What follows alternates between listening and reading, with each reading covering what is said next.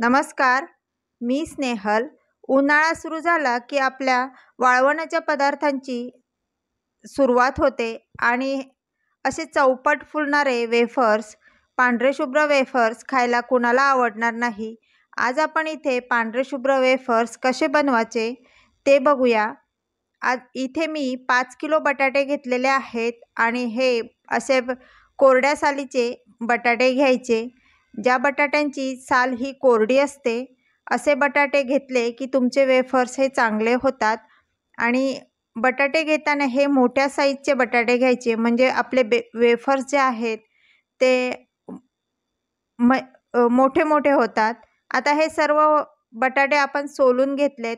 सोलून मी ते पाण्यात ठेवलेत, कारण बटाटे काळे पडतात म्हणून. आणि आता मोठ्या साईजचे असल्यामुळे आपण ते किसायला सुरुवात केलेली आहे. असे मोठ्या साईजचे घेतल्यामुळे असे मोठे मोठे वेफर्स पडतात. वेफर्स लगेचच पाण्यातच पाडायचे, म्हणजे मग ते काळे पडत नाही आणि त्याचे जे स्टार्च असतो तो पाण्यामध्ये निघून जातो. आता आपण सगळ्या बटाट्यांचे असे वेफर्स पाडून घेऊ. बटाट्यांची वेफर्स पाडताना वेफर्स हे असे जास्त पातळ नाही पाडायचे आणि जास्त जाडही नाही करायचे. जर तुम्ही जास्त पातळ केले तर ते सुकल्यावर आणखीन पातळ होतात आणि लगेच तुटतात. आणि आपण जेव्हा वेफर्स तळतो तेव्हा ते लगेच करपतात. म्हणून थोडेसे जाडच ठेवायचे, कारण सुकल्यावर ते पातळ होतात. एवढ्या साईजचे असे आपले वेफर्स आपण करून घ्यायचे. आता हे वेफर्स आपण 4 ते 5 पाण्याने स्वच्छ धुवून घ्यायचे. मी हे 4 ते 5 पाण्याने स्वच्छ धुवून घेतलेत, म्हणजे त्याच्यावरती जो स्टार्च असतो तो पूर्ण निघून जायला हवा. आपल्या नळाखाली धरून ते आपण स्वच्छ धुवून घ्यायचे. आणि नंतर मी त्याच्यावरती तुरटी फिरवून ठेवलेली आहे. आता आपण जेव्हा वेफर्स बनवायला सुरुवात करतो तेव्हा पाणी चांगलं उकळून द्यायचं आणि उकळत्या पाण्यामध्ये थोडंसं मीठ टाकायचं आणि आपण जे वेफर्स धुवून घेतलेले आहेत ते पाण्यामध्ये टाकायचे. आपण जेव्हा वेफर्स पाण्यामध्ये टाकतो तेव्हा पाणी थंड होतं, म्हणून परत थोडंसं पाणी उकळेपर्यंत वाट बघायची. एक उकळ आली की आपले वेफर्स शिजतात. आता वेफर्स शिजले की नाही हे कसे बघायचे? मी पाणी थोडं थंड झालं होतं म्हणून त्याच्यावरती झाकण ठेवलं आणि हे असे ट्रान्सपरंट आपले वेफर झाले की समजायचे आपले वेफर्स आता शिजलेले आहेत.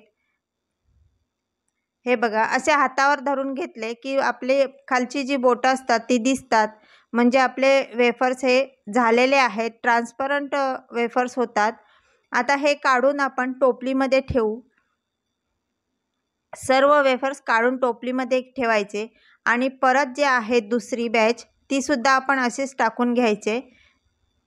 परत थोडंसं पाणी उकळून द्यायचं आणि मग त्यामध्ये परत राहिलेले जे वेफर्स आहेत ते टाकून घ्यायचे. आता हे थोडेसे थंड करून घेऊ आपण आणि मग ते आपण सुकायला टाकू.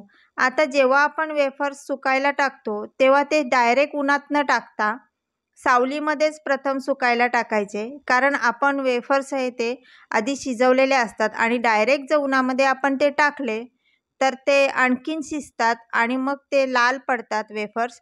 म्हणून आपण जेव्हा सुकवतो तेव्हा ते सावलीत सुकवायचे आणि थोडे सुकल्यानंतर उन्हात वाळवायचे. आता हे असे आपले वेफर्स सुकवलेले आहेत, एवढे आपले झालेले आहेत. आता ते मी तुम्हाला तळूनसुद्धा दाखवते. जर तुम्ही सावलीमध्ये वेफर्स सुकवून नंतर उन्हामध्ये सुकवले तर तुमचे वेफर्स लाल होत नाही. आता हे बघा, तळल्यावरती तुम्हाला मी दाखवते. आपले वेफर्स अजिबात लाल होत नाही आणि अगदी चौपट फुलतात.